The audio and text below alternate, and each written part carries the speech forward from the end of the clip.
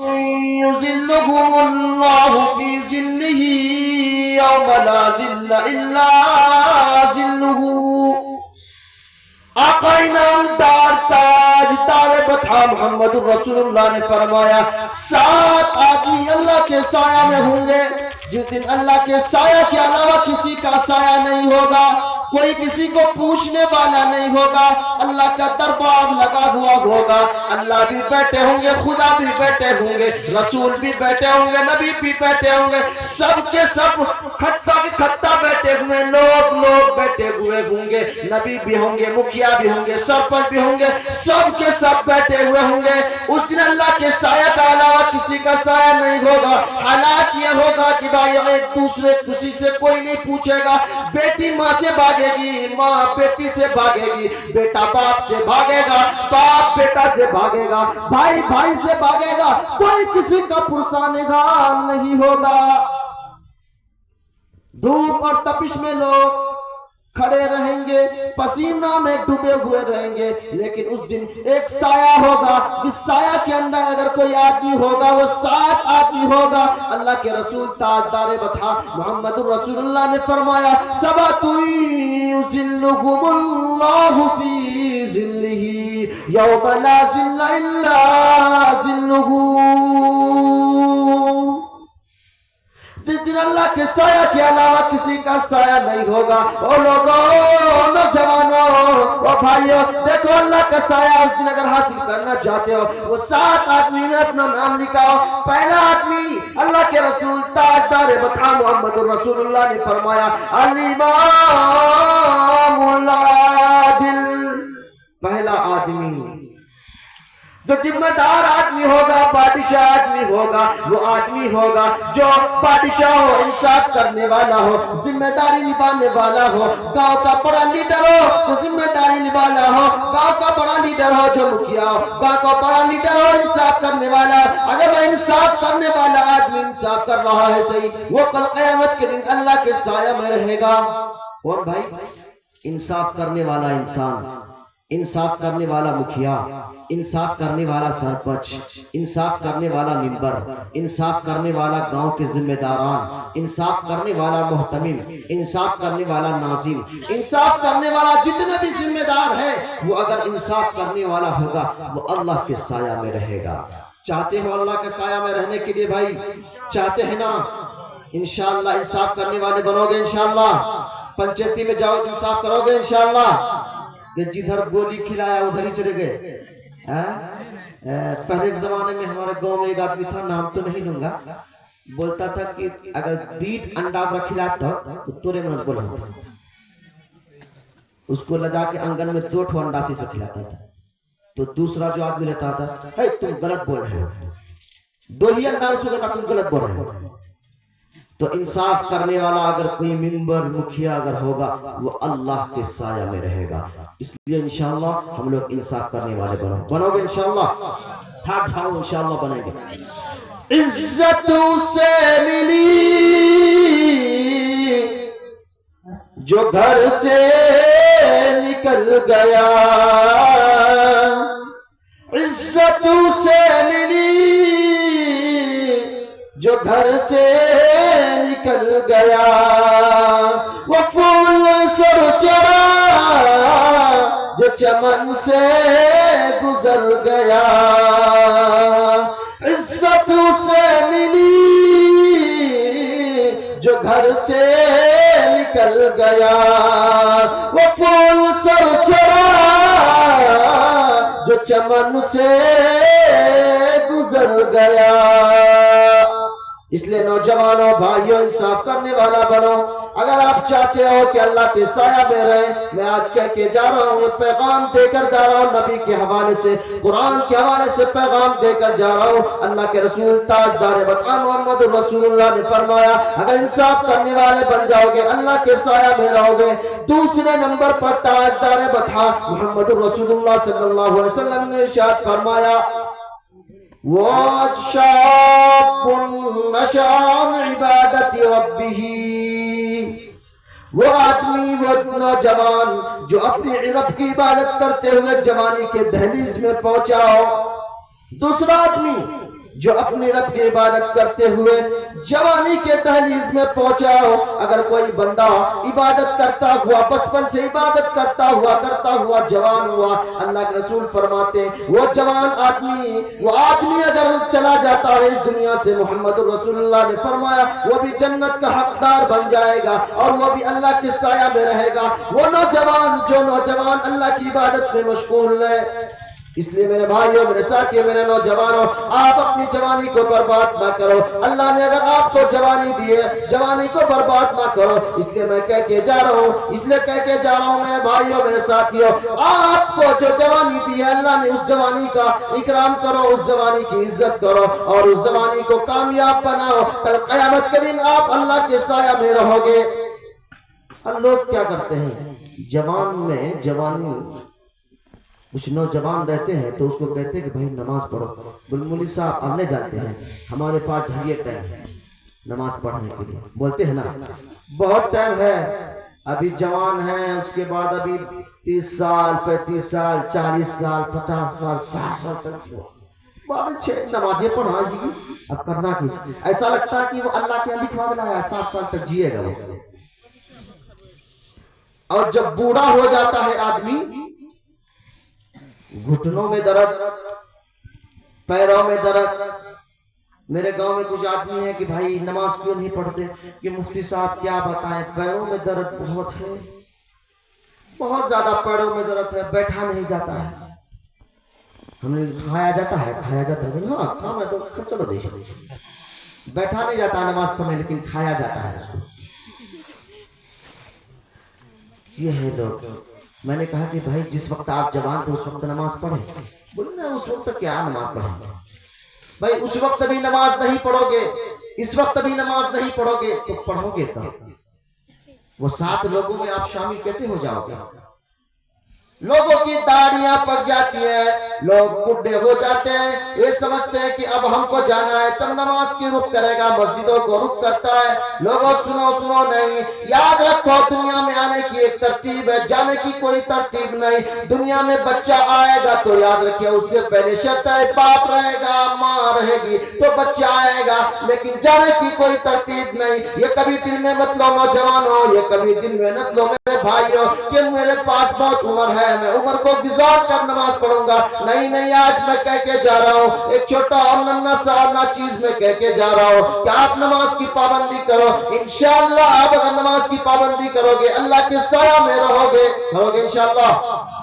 اللہ کے رسول محمد رسول اللہ صلی اللہ علیہ وسلم نے فرمایا وَرَجُلٌ مُعَلَّقٌ فِي الْمَسَاجِدِ, وہ آدمی جن کا دل مسجد میں لٹک رہے, جن کا دل مسجد میں رہے کہ ظہر کی نماز پڑھ کے آتا ہے, پھر ارادہ بناتا کہ عصر کی نماز پڑھنے کے لیے مجھے مسجد میں جانا ہے, پھر جو عصر کی نماز پڑھ لیتا ہے پھر سمجھتا ہے کہ مجھے مغرب کی نماز پڑھنی ہے, مغرب کی نماز پڑھتا ہے پھر سوچتا ہے کہ مجھے عشاء کی نماز پڑھنی ہے, عشاء کی نماز پڑھ لیتا ہے پھر سوچتا ہے مجھے فجر کی نماز پڑھنی ہے. اور نوجوانوں بھائیوں, اگر کوئی ایسا بندہ ہے جو نمازی ہو, کل قیامت کے دن اللہ کے دربار میں رہے گا.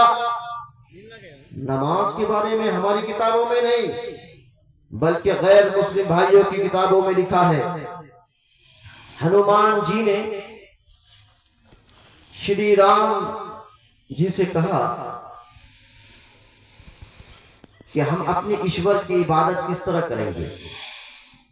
وہاں پر نماز کے بارے میں لکھا ہے پرتھما تارکا چیوادیتیا دنت مچیتے تیتیا کنڈلا کارما چترتھاردے چندرکا پنچم بندو اوم سنیوکتا.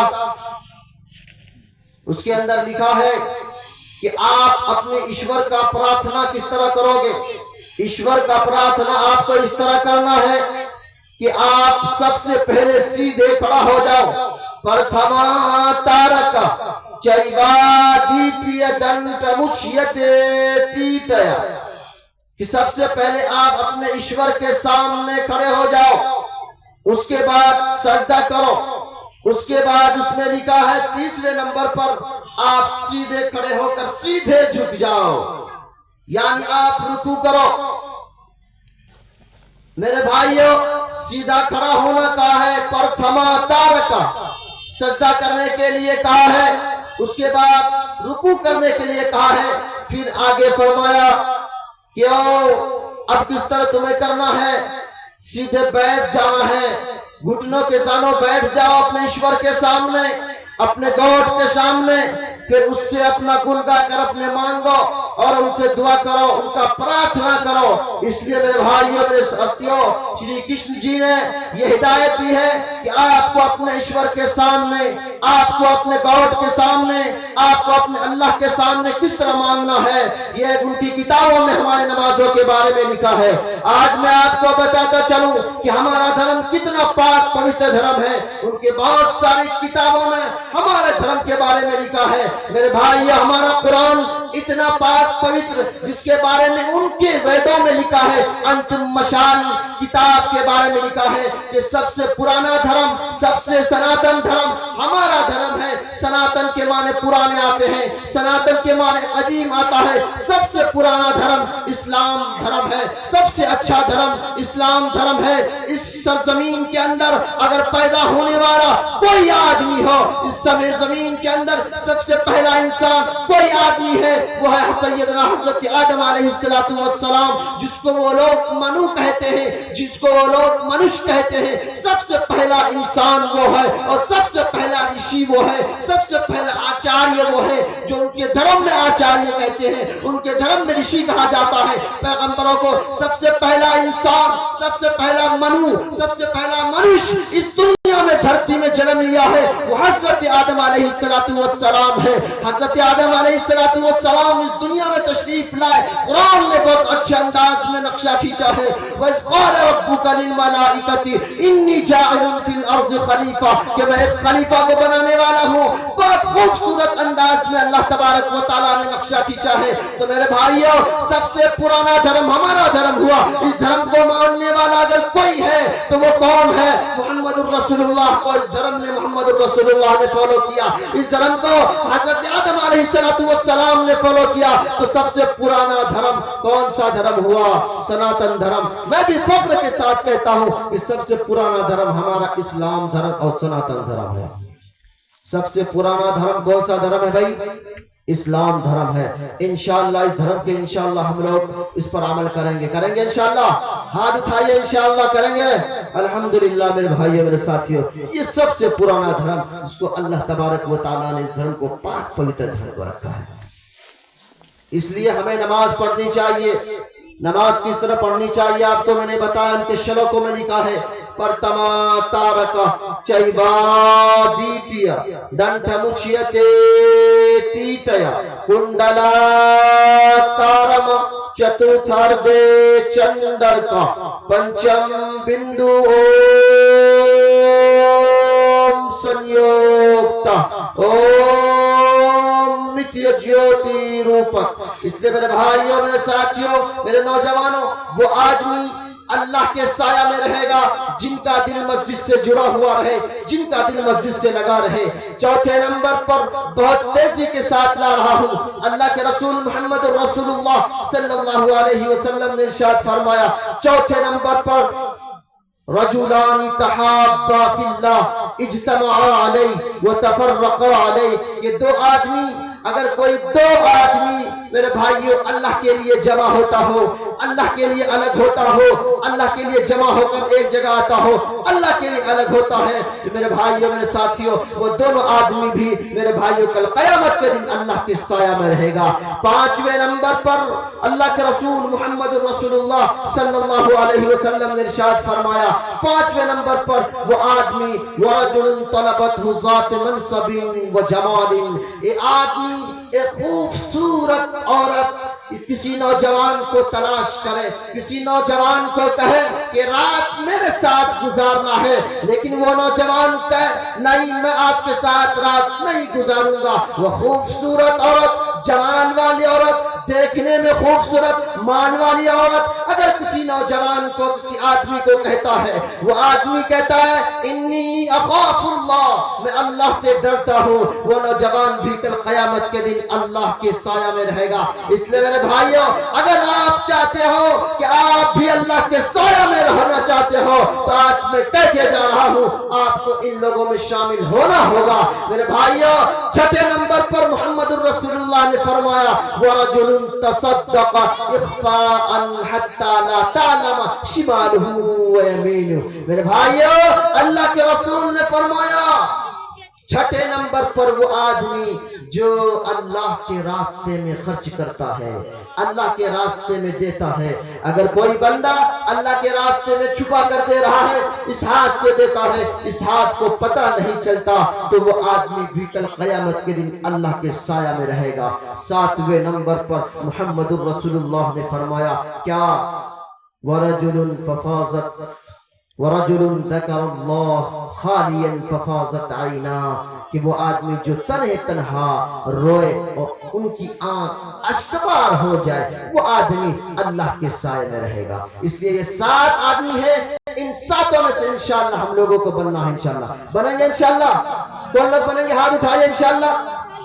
جگ جی لگا نیکی دنیا نہیں ہے، یہ عبرت کی جا ہے، تماشا نہیں ہے۔ اچھا لگا جب؟ ارے سبحان اللہ بولا۔ جگہ جی لگا نیکی دنیا نہیں ہے، یہ عبرت کی جا ہے، تماشا نہیں ہے۔ خوشی کی جگہ ہائے دنیا نہیں ہے، خوشی کی جگہ ہائے دنیا نہیں ہے، کسی کو صدا اس میں رہنا نہیں ہے۔ ایک آدمی تھا، مکے کا سمے ہوا، مکے میں پانی انہیں چڑھا لیا، تو سمدھی کو کہا کہ سمدھی ہم آپ کے پاس آ رہے ہیں اور 5 دن رہیں گے۔ اور سمدھی بڑا بخیل تھا، بولا کہ 5 دن لیتی 5 کلو گوشت ختم کرتی ہو؟